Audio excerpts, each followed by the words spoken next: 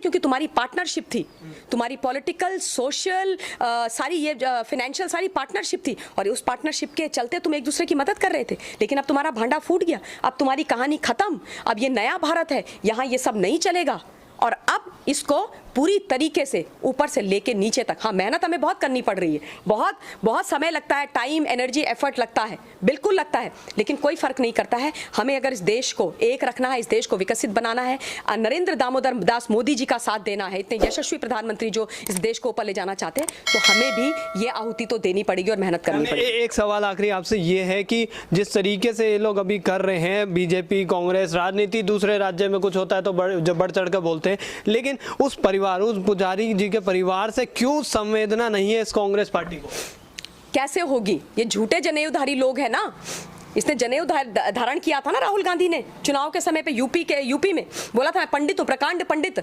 इनसे बोलो प्रकांड पंडित हो, गायत्री मंत्री सुना दो, गायत्री मंत्र के 4 अक्षर ही बता दो, गायत्री माता का क्या अस्तित्व है वही बता दो। तो ये कैसे पुजारी पंडित जी के साथ बैठेंगे? वो प्रियंका वाड्रा जो खुद को गांधी बुलाती है। अब देखिए बड़ी अजीब सी बात है इस परिवार की, बड़ा खोखला परिवार है ये।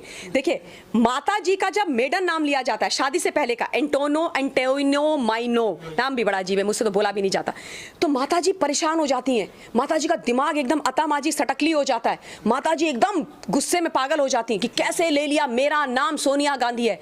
और पुत्री को देखो आप, पुत्री कहती है मेरा नाम, मेरे को प्रियंका वाड्रा मत बोलो, मेरा मेडन नाम लो, प्रियंका गांधी बोलो, क्योंकि गांधी जो सरनेम है उसको भुना भुना के इस देश का बंटाधार करके खुद जो हो तुम अरबपति खरबपति बन के मुख्य धारा के पॉलिटिशियन इस देश के बन गए हो। इसलिए तुम्हारे को गंगा नहाने तो चले जाते हैं, अब गंगा में डूबने का टाइम आ गया। गंगा नहाने जाते हैं अपनी इच्छा के लिए, गंगा में क्या शर्म से डूबेंगे? ये गंगा मैया को क्यों मैली करना है? नहीं करना अपनी गंगा, ऐसे लोगों को नहीं डुबाना हमने अपनी गंगा माँ में। गंगा माँ बहुत पवित्र है, ये शर्म से डूब के मरेंगे, शर्म से डूब के मरेंगे।